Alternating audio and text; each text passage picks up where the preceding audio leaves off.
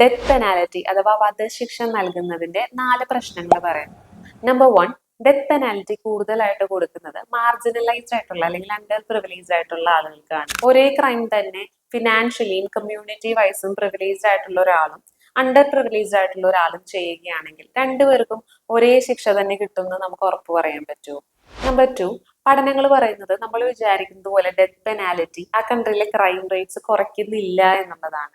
കാരണം ക്രൈംസ് എന്നുള്ളത് പലപ്പോഴും ഹീറ്റ് ഓഫ് ദ മൊമെന്റ് അല്ലെങ്കിൽ പെട്ടെന്ന് ഉണ്ടാവുന്ന ഇമോഷനിൽ കമ്മിറ്റ് ചെയ്യുന്നതാണ്. അപ്പൊ അവർക്കവിടെ വീണ്ടും വിചാരമില്ല ഇതിനെന്താ ശിക്ഷ കിട്ടാൻ പോകുന്നത്, എനിക്ക് ഡെത്ത് പെനാലിറ്റി കിട്ടുമോ അല്ലെങ്കിൽ ഇതിന്റെ കോൺസിക്വൻസ് എന്തായിരിക്കും എന്നൊക്കെ ആലോചിച്ചിട്ട് ഡിസിഷൻ എടുക്കുന്നതല്ല.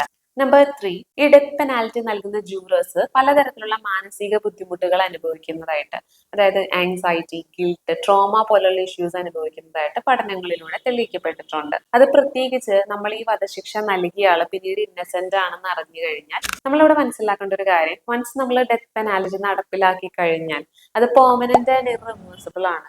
എന്ത് ന്യൂ എവിഡൻസസ് കിട്ടിയാലും നമുക്ക് അതിലൊരു കറക്ഷൻ പോസിബിൾ അല്ല. ഇനി നാലാമത്തെ ഒരു കാര്യം, അത് റിസ്റ്റോറേറ്റീവ് ആൻഡ് റിഹാബിലിറ്റേറ്റീവ് ജസ്റ്റിസിനെ സപ്പോർട്ട് ചെയ്യുന്നില്ല എന്നുള്ളതാണ്. നമുക്ക് എല്ലാവർക്കും അറിയാം, ഒരാൾ ജനിക്കുമ്പോൾ തന്നെ ഒരു ക്രിമിനൽ അല്ല. ആക്ച്വലി നമ്മൾ ജയിലിൽ ഇടുന്നത് റീഹാബിലിറ്റേഷൻ എന്ന് പറയുന്നത് പുനരധിവസിപ്പിക്കുക എന്നുള്ളൊരു പ്രക്രിയയാണ്. ഡെത്ത് പെനാലിറ്റി നൽകുമ്പോൾ ഈ പറയുന്ന ഐഡിയോളജി അവിടെ നടപ്പിലാക്കപ്പെടുന്നില്ല.